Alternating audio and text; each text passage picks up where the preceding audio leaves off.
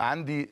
معلومه صحيحه 100%، صحيحه 100%، صحيحه 100%، 3 مرات اهو، انه حدث اجتماع ما بين السيد كامل ابو علي رئيس النادي المصري مع السيد عمرو الجنايني رئيس بعثة نادي الزمالك، وتم الاتفاق على الاستعانة بعدد أو على إعارة عدد من نجوم النادي المصري إلى نادي الزمالك الموسم المقبل على الأقل، ومن ضمنهم أحمد الشناوي حارس المرمى في حالة عدم تلقي عروض للاحتراف الخارجي، وإنه الأمر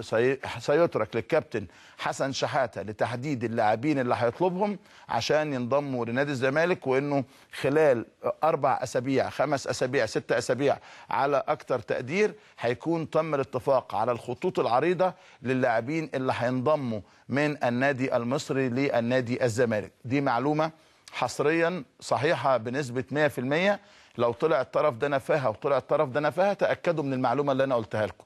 يعني لو طلع السيد كامل أبو علي ونفى هذا الكلام، وطلع حد من نادي الزمالك ونفى هذا الكلام، تأكدوا انه الاجتماع ده حدث، وتأكدوا ان التعاون كان مطلوب او كان موجود ما بين الاثنين، وتأكدوا ان الاثنين اتفقوا على المبدأ انه الإعارة هتروح لنادي الزمالك للاعبين اللي هيطلبهم نادي الزمالك، وانه العلاقات على اكمل ما يكون بين الفريقين، وهذا على فكرة حق للفرقتين. يعني ما هو لعيبه النادي المصري مش هتروح النادي الاهلي، ده مؤكد، والنادي الاسماعيلي عنده ازمه ماديه طاحنه الفتره الماضيه، وبالتالي نادي الزمالك هو اقرب، الا اذا كان للاعبين راي اخر. تعالوا نروح نستقبل مع بعض لعيبه نادي الزمالك ورئيس بعثتهم عمرو الجنايني، هم جايين من المغرب بعد فوز هام 2-0